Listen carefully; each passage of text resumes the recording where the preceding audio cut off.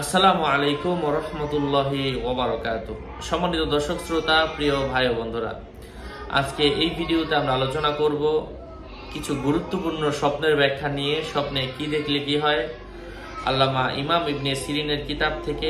সাথে যুক্ত আছি আমি মুফতি জুবায়ের বিন ইমাম।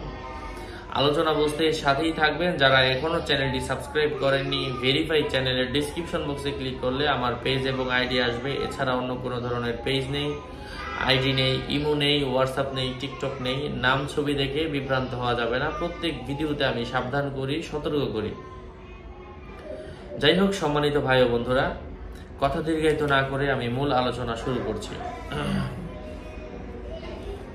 আল্লামা ইমাম ইবনে সিরিন এর কিতাব থেকে। যাই হোক, স্বপ্নে কোনো মানুষ যদি পেয়ারা রেখে, তার রুজি রোজগারের মধ্যে আল্লাহ সুবহানাহু ওয়া তাআলা বরকত দান করবেন। স্বপ্নে কোনো মানুষ যদি পেয়ালা দেখে, মানে কোনো কিছুর পেয়ালা, কাপ, গর্ভপাত হওয়ার আলামত বুঝতে হবে। পেটের ছিদ্র দেখার অর্থ হচ্ছে বাড়িতে মেয়ে লোকের সাথে তার ঝগড়া হওয়ার সম্ভাবনা। স্বপ্নে কোথাও পোকামাকড় উড়তে দেখার অর্থ হচ্ছে দারিদ্রতা দূর হবে এবং তার জীবনে উন্নতি হওয়ার সম্ভাবনা রয়েছে।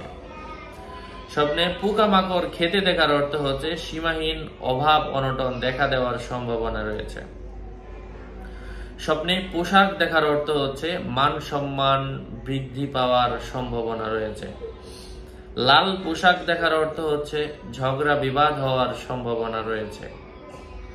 লাল কাপড় পরিধান করতে দেখার অর্থ হচ্ছে সুনাম অর্জন হওয়ার সম্ভাবনা রয়েছে। কালো কাপড় পরিধান করতে দেখার অর্থ হচ্ছে নিজে সন্তুষ্ট হওয়ার সম্ভাবনা রয়েছে। আশা করছি বুঝতে পেরেছেন। আরো আপডেট পেতে সাথেই থাকবেন। আপনাদের মঙ্গল এবং দীর্ঘায়ু কামনা করে এখানেই শেষ করছি। দেখা হবে অন্য কোনো ভিডিওতে। আগামী ভিডিও আসার আগ পর্যন্ত সবাই সুস্থ থাকবেন, ভালো থাকবেন। আসসালামু আলাইকুম ওয়া রাহমাতুল্লাহি ওয়া বারাকাতুহু।